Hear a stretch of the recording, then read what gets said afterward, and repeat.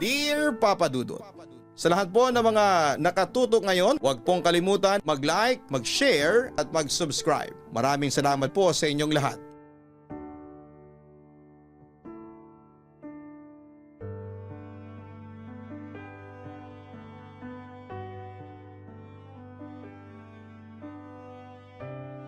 Kumusta po kayong lahat? Tawagin niyo na lamang po ako sa pangalang Joffer. 30 years old na sa ngayon at isa akong kilalang adult content creator sa ibang pangalan. Isa rin akong escort at dating callboy. Dito ako nakatira ngayon sa San Juan kasama ang aking mga magulang na matatanda na at parehong may sakit. Si mama ay bedridden ngayon dahil sa stroke. Same with my father na hindi na rin makatayo at makalakad dahil din po sa stroke. Papadudot ako lang ang mag-isang nag-aalaga sa mga magulang kong nasa parehong 60 anyos na. Hindi ko naman maasahan ang 4 na nakakatanda kong kapatid sa pag-aalaga sa mga magulang ko. Sapagkat may sarili na silang pamilya. Kaya kahit na bunso ako, sa akin iniatas ang responsibilidad sa aking mga magulang. Sabi naman ng mga kuya at ate ko, kung nahihirapan na raw ako sa pag-aalaga kina mama at papa, ay dalhin ko na lang daw ito sa home for the aged. Pero hindi, Papa Dudut. Hindi ko kayang iwan ang mga magulang ko dahil mahal na mahal ko sila. Kaya bilang nag-iisang anak na nagkikare sa kanila ay ginawa ko ang lahat para maibigay ko ang kinakailangang pag-aalaga sa aking mga magulang. Nagtrabaho din ako para may pambili ako ng gamot para sa mga magulang ko. Sa kabilang banda ay habang wala ako ay binibilin ko sa aking pinsan na si Berto ang mga magulang ko. At binabayaran ko na lamang siya sa bawat araw ng pag-aalagang ibinibigay niya kina mama at kay papa. Hanggang sa isang araw ay may nagsuwestiyon sa akin na kung gusto ko raw kumita ng pera, ay ibenta ko ang aking laman sa mga bakla at mga matrona. Noong una, Papa Dudut, ay nag-alinlangan ako. Pero noong nakita ko ang sitwasyon ng aking mga magulang at yung realization na yung pagiging checker ko sa department store na pinagtatrabahuan ko ay hindi sapat para masustentuhan ang kanilang pangangailangan, kaya naman pumayag na ang aking sarili na maging isang callboy. Natatandaan ko taong 2014 yon. Tumambay ako sa eskolta 1:00 ng madaling araw. Nag-aabang ako sa isang madilim na kanto at naghahanap ng gimmick. Gimmick, booking, service. Isa lang ang ibig sabihin, pagbebenta ng laman. Noong gabi ko lang nalaman ang salitang ito, Papa Dudut. Ito kasi ang unang beses na naganap ako ng gimmick bago ang gabing yon. Walang-wala akong karanasan sa mga bakla. Naririnig ko lang yon sa mga katropa ko pero hindi ko talaga trip. Pero iba na ngayon. Hanggang sa natuloy ang booking. Sandali lang naman yon. Kaunting kababalaghan lang naman sa loob ng kotse ng kliyente ko. Pinaligaya ko siya sa abot ng aking makakaya hanggang sa makarating kami sa Rurok. Binigyan niya ako ng 500, unang customer, unang karanasan. May nakilala na din akong ibang callboy at marami sa kanila ay maangas. May ilang mabait, binigyan nila ako ng tip tungkol sa pagbebenta ng laman. May isa nga lang silang paalala na nagpakamot ng ulo ko. Sabi nila ay mag-ingat daw sa mga poging pulis. Ayaw naman nilang ipaliwanag kung ano ang ibig sabihin noon. Pulis, holdupper, lasing adik, delikado talagang gumala sa lugar na ito kapag gabi ayon sa mga kasama ko. Pero Papa Dudut, wala akong magagawa, kailangan. Nandito lamang ako dahil desperado na ako. Wala na akong ibang matatakbuhan para sa mga magulang ko. Hindi ko naman maasahan ang mga kapatid ko pagdating sa usaping pinansyal. Kasi mas priority nila ang kanya-kanya nilang pamilya. Kaya kapit na lamang ako sa patalim. Samantala sabi nila ay sayang daw ako, gwapo pa naman daw ako at bata pa. Pwede daw akong mag-artista. Sabi nga ng marami, mas gwapo pa daw ako kesa kay Daniel Padilla. Kaso'y nasubukan ko na yung mga pa-extra-extra na yan sa mga pelikula o TV shows. Kaso'y bihira naman akong magkaroon ng racket at pag nandyan na, kakaperanggot lang ang kita. May cut pa ang mga agent. Samantala papadudot na alala ko, habulin ako ng mga babae sa amin, pati ng mga bakla. Doon ko naisip ang trabahong ito. Mabuti pa, pakinabangan ko na lamang ang itsura ko. Nasa gitna ako ng pag-iisip nang may narinig akong kaguluhan. "Magnanakaw!" sigaw ng isang babae. "Tigil, kundi ay magpapaputok ako." Ang kasunod noon ay isang boses naman ng lalaki. Nagsigawan at nagkagulo na sa paligid. May humahangos na lalaki, may dalang handbag. Nataranta ang mga tao at nagsitakbo din sila sa iba't ibang direksyon. Pati yung ibang mga callboy ay nagsipagtago din. Sa lito ko ay sumabay na ako ng takbo at doon nga ako nagkamali. Namalayan ko na lamang na dinamba ako ng 2 pulis saka ako pinusasan. Akala nila ako yung snatcher. Nakapuslit yung tunay na salarin. Sa presinto nakakulong ako sa loob ng isang maliit na kwarto. Nakaupo ako sa isang silya sa ilalim ng nakakasilaw na bumbilya. Nakapatong sa hita ko ang mga kamay ko at nakaposas. Kanina pa akong pinapaamin ng 2 pulis at syempre panay ang tanggi ko. Hindi kasi totoo. Mainit na ang ulo nila. Kanina ko pang nahulaan na ito yung sinasabi ng mga callboy na mga poging pulis. Hindi may tatangging may itsura sila. Matikas ang datingan nila sa uniforme nila, bata pang pareho. Yung isa ay moreno, malaki ang katawan, gwapo at matangkad. Akala mo ay model ang datingan. Romero ang pangalang nasa kanang dibdib niya. Yung isa naman ay mestizo, balbon, maamo ang mukha at maskulado. Deogracias naman ang apelyido. Kung titignan mo sila, parang hindi sila pulis. Akala mo ay mga artistang nakakostume dahil gaganap sila bilang pulis. Ganon po sila kapogi. Pero gaano naman ang gandang lalaki nila, ganon din naman ang sama ng ugali. Aminin mo na, matagal ka nang nangi-snatch sa Moraita, sigaw pa ni Romero. Hindi ako snatcher, sagot ko. Isa na namang sapak ang inabot ko. Nalasahan ko ang dugo mula sa labi ko at hindi ko na mabilang kung pang ilang sampal at suntok ang natanggap ko mula kanina pa. Alam ko na mali ito at hindi nila ako dapat tinotorture ng ganito. Wala naman akong mahinga ng tulong dahil kaming 3 lang ang nasa loob ng presinto. Anong ginagawa mo doon ng ganong oras? Mahinahon na tanong ni Deogracias. Nagko-callboy, bulong ko. Ano? Lakasan mo! Sigaw ng pulis na si Romero. Nagko-callboy, naiiyak kong sagot. Maniwala ako sa iyo. Ang sabihin mo nandun ka para mang-snatch. Hindi po totoo. Callboy ako. Naghihintay lang ako ng customer kaya nandun ako. Callboy ha? Nakangising sabi pa ni Romero. Nagtinginan sila at ngumiti. Parang nagkakaintindihan sila sa tinginang iyon. Callboy ka ba talaga? Hindi ako naniniwala. Opo. Kung ganon patunayan mo, sabi pa ni Deogracias. Po? Papaano po? Patunayan mong callboy ka. Napansin ko na lamang na nagsimulang magtanggal ng sinturon si Romero tapos ay binaba niya ang pantalon. Sabay na ang underwear. Hindi ko akalain na gagawin yon ng isang pulis. Hinablot ako sa kuwelyo ni Deogracias at tinulak sa harapan ni Romero. Napaluhod ako sa sahig sa lakas ng puwersa niya. Tingnan natin kung hanggang saan ang kaya mo.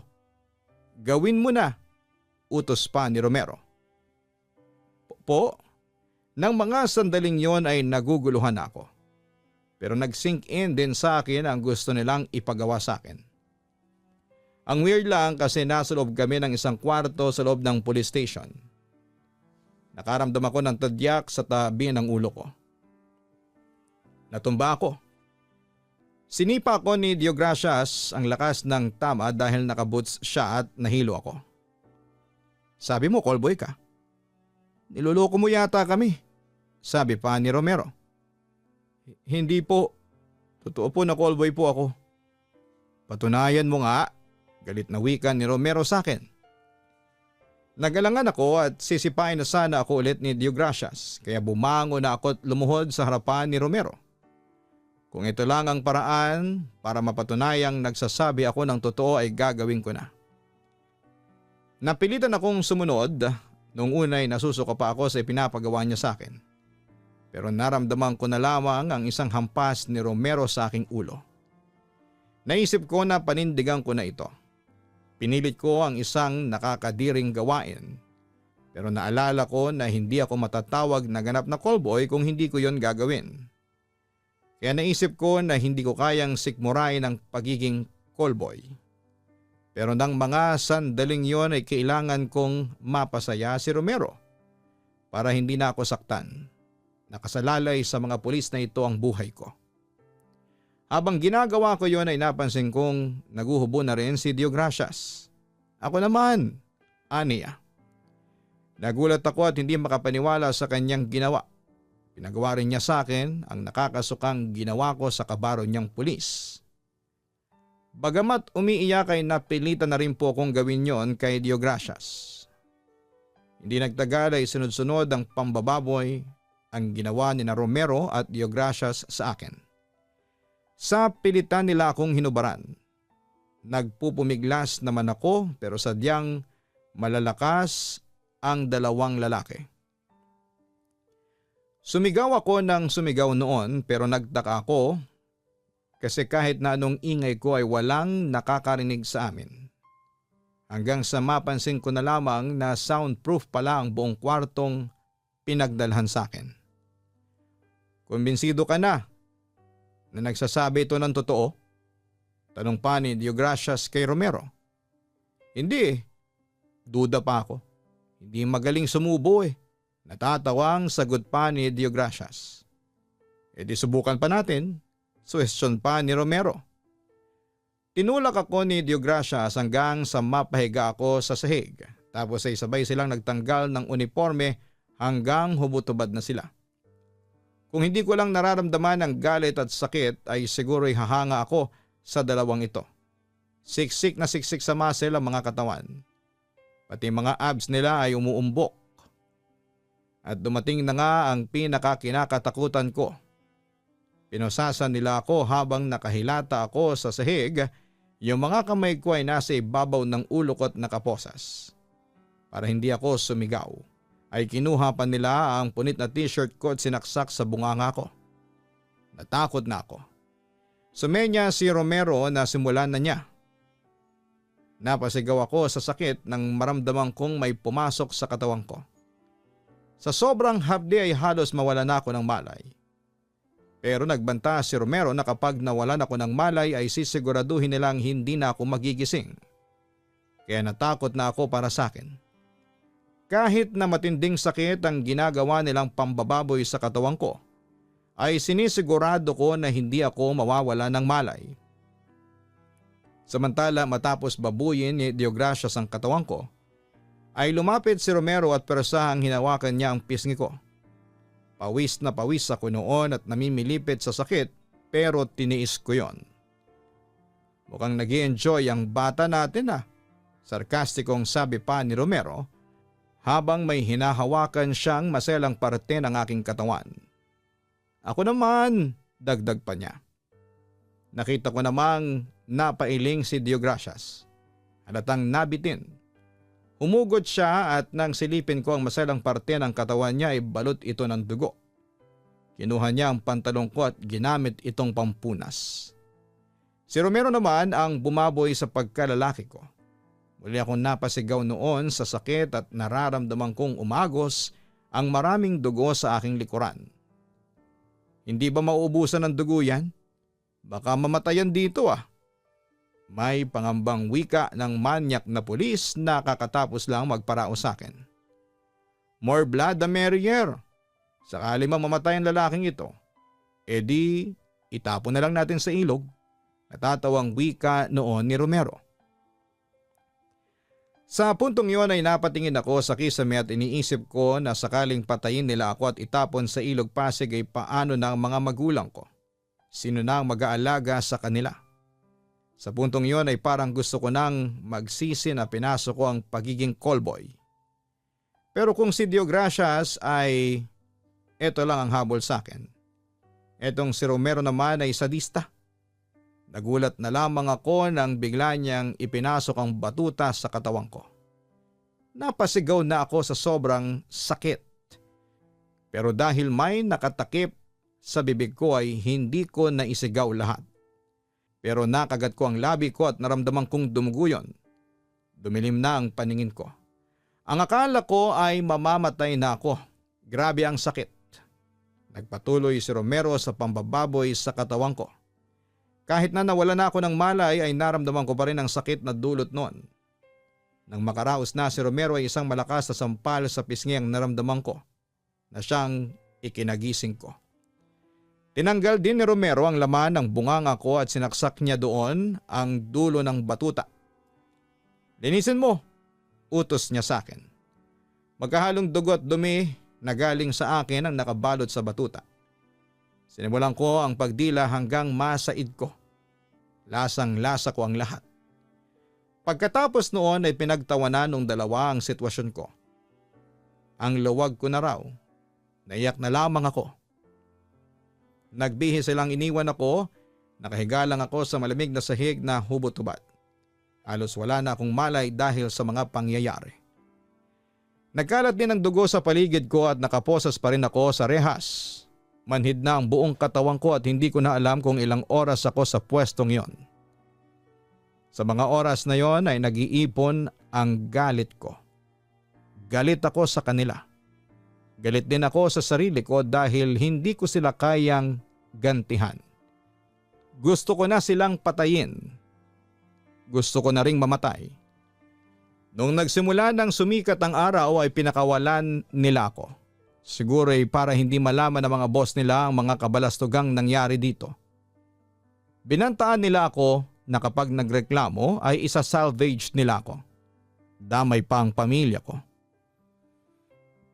Paika-ika ako naglakad pa uwi at gutay-gutay ang mga damit. Masakit ang buong katawan ko lalo na ang likuran ko. Basang-basa pa ito ng dugo. Magkahalong galit at takot ang naramdaman ko. Inisip ko na lamang ang mga magulang ko. Di bale, kahit papaano ay makakapag-uwi ako ng 500 para sa gamot ng kapatid ko. Kaso noong dukutin ko ang bulsa ko ay nanghina ang loob ko. Nawawala na yung 500 pesos. Ang mga walang hiya pati kita ko ay kinuha nila.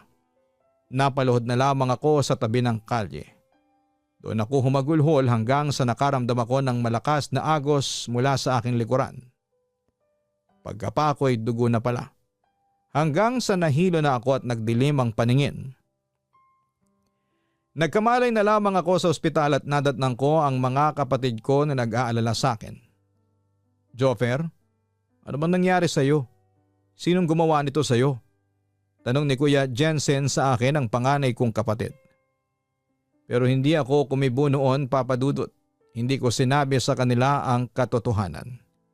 Kasi ayaw kong pati sila ay madamay. Napaiyak na lamang ako.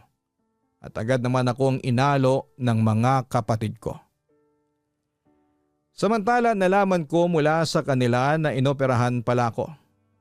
4 na stitches daw ang ginawa sa maselang parte ng katawan ko lalo na sa likuran ko.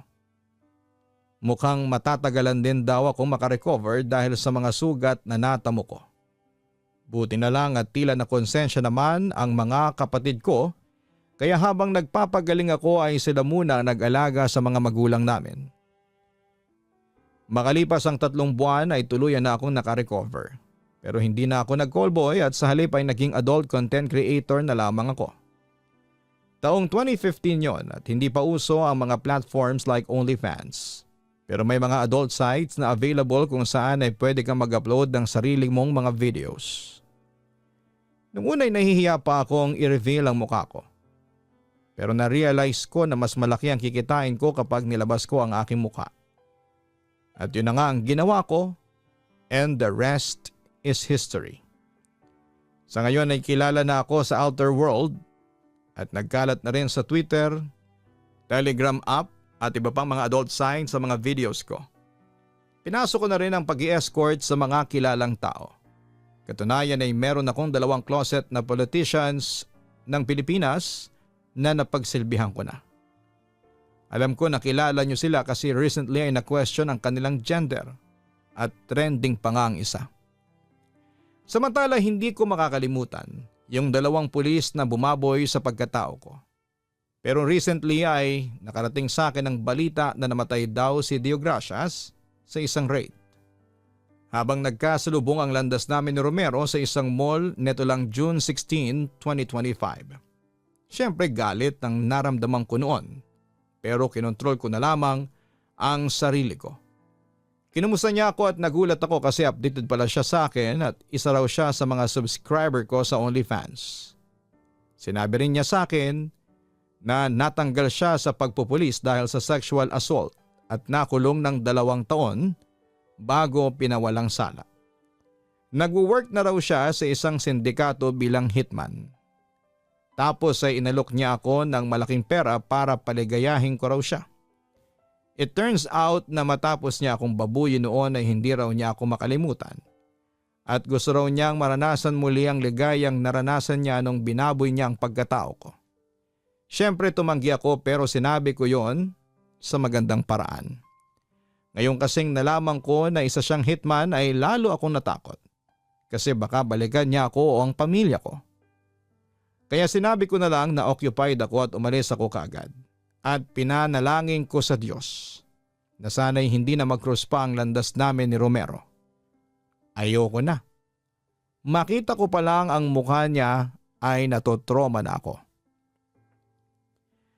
Papadudot, ito ang aking istorya. Patuloy pa rin ako sa pagiging adult content creator at escort dahil buhay pa rin ang mga magulang ko at ako pa rin ang nag-aalaga sa kanila. Pero hindi ako nagsisisi o nagsasawa dahil mga magulang ko naman ang inaalagaan ko. At mahal na mahal ko sila. At kahit pa nga tapakan ng mga tao ang pagkatao ko, handa kong tiisin yon. Maging provider lamang ako sa mga pangangailangan ni na mama at papa. Hanggang dito na lamang po ang kwento ko. Maraming salamat at magandang araw po sa inyong lahat. Lubos na gumagalang, Joffer. Nakakalungkot ang sinapit ni Joffer sa kamay ng mga taong inaasahan natin para maging tagapagtanggol ng mga naaapi at naagrabyado. Pero kabaliktaran ang kanilang nagawa. Hindi naman lahat ng mga pulis ay katulad ni na Romero at Dio Gracias dahil marami pa rin po ang mga matitino at tapat sa kanilang serbisyo. Pero sana ay hindi na mangyari sa ibang mga nangyari at naranasan ni Joffer sa kamay ng mga alagad ng batas. Samantala sa hirap ng buhay ngayon, marami po sa ating mga kababayan ang kumakapit na sa patalim. May mga pumapasok sa pagnanakaw, pagbebenta ng ilegal na droga at yung iba naman ay ibinebenta ang sariling katawan para lamang kumita ng malaki.